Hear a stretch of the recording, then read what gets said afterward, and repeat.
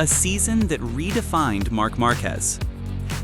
The 2025 MotoGP season marked a critical turning point in Marc Márquez's career.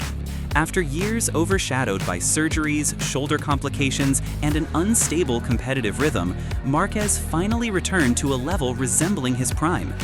His statistics reflect his resurgence: 11 Grand Prix victories and 14 sprint wins, making him one of the most efficient riders in modern MotoGP.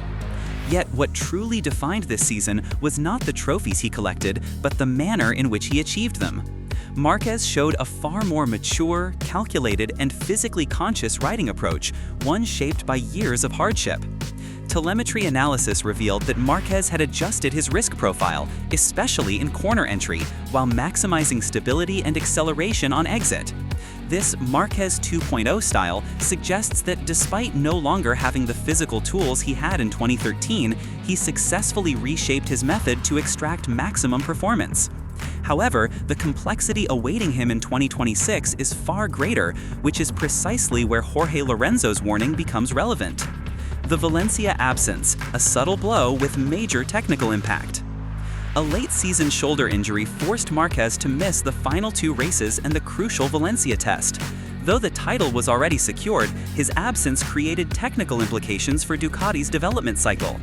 For Ducati, the Valencia test is not merely a shakedown, it is the foundation upon which the following year's Bezzecchi evolution is built. Márquez admitted he asked his medical team for clearance, but their response made the test impossible. If you don't crash, you can do it.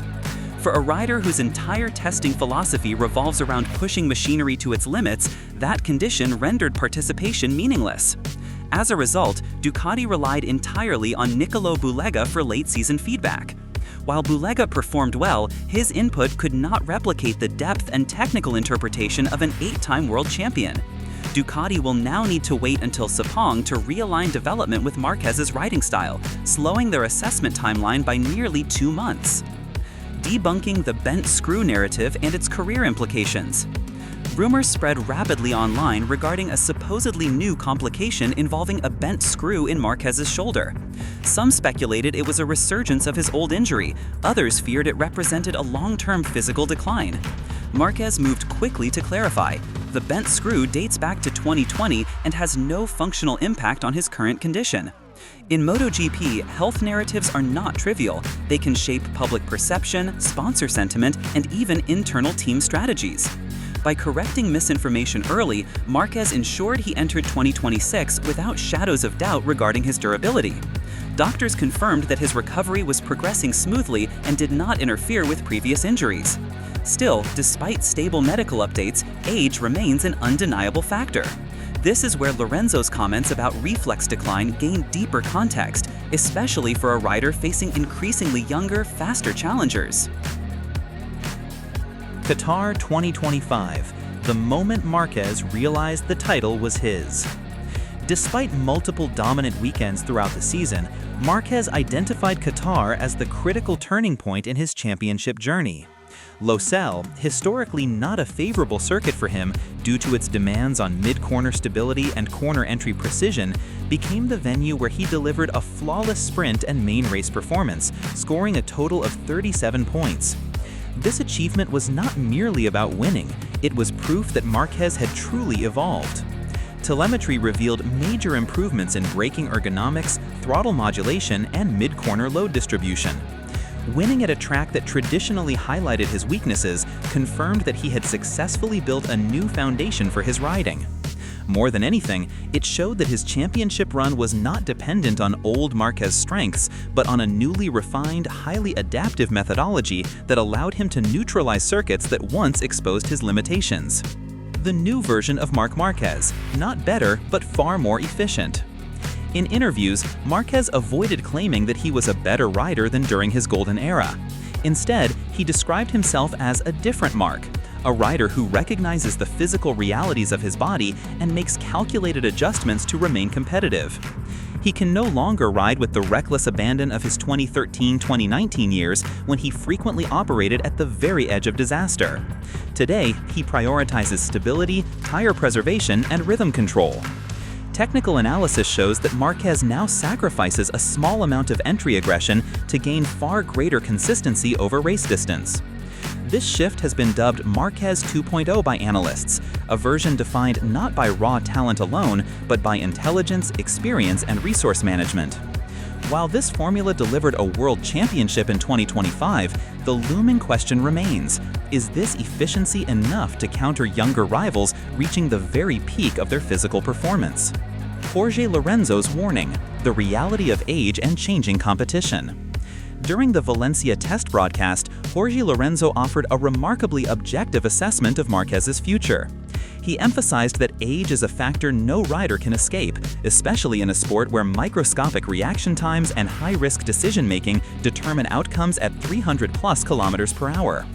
Marc is 32 now. Soon he'll be 33, then 34 in 2027, Lorenzo said. Little by little, reflexes drop.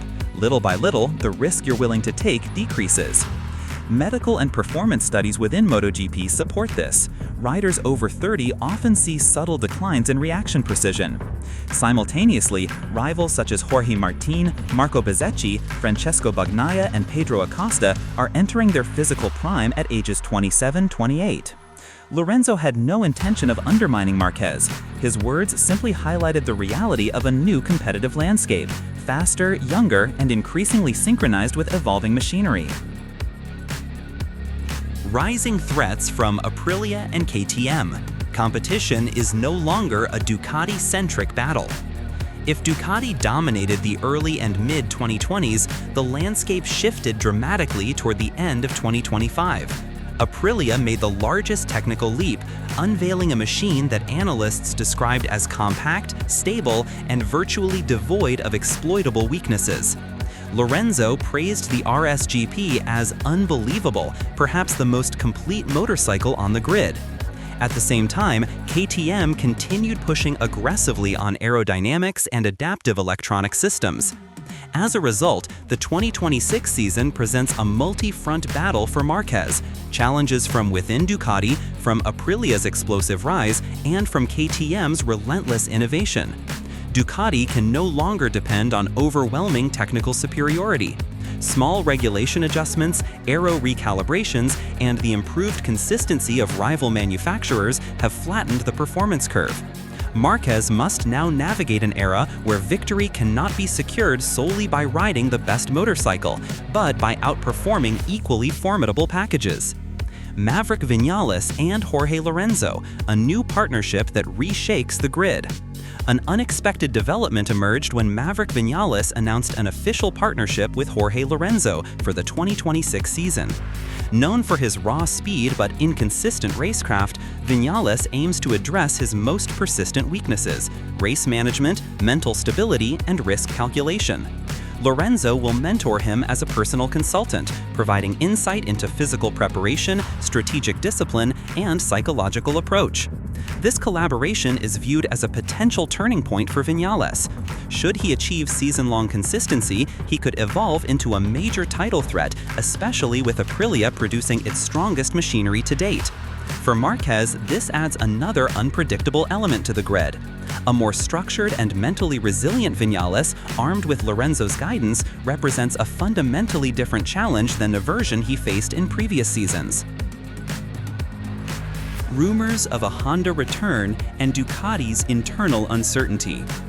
Amid the technical and physical complexities surrounding Marquez's 2026 campaign, speculation has intensified regarding his long-term future. Veteran analyst Carlo Pernet suggested that Honda, bolstered by Liberty Media's ambition to enhance storytelling and brand legacy, may attempt to re-sign Marquez for the 2027 regulation reset. Pernet even claimed Honda would be willing to invest the budget of a small country to bring him back.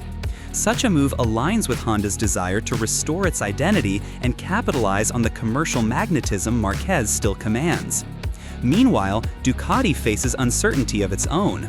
Francesco Bagnaia's inconsistent 2025 raised questions about his future within the factory team.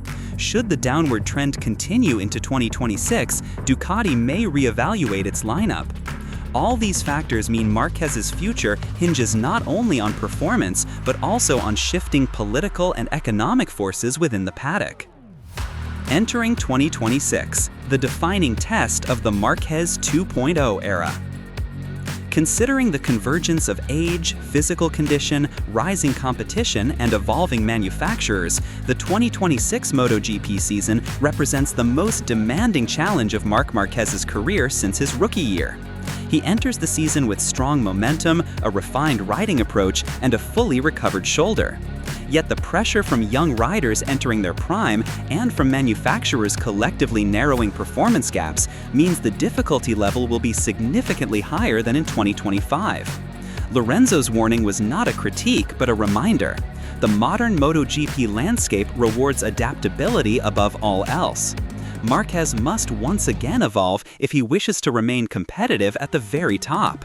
If 2025 proved that a comeback was possible, then 2026 will determine whether his triumph is sustainable in an era defined by rapid change, technological parity, and a new generation of relentless challengers.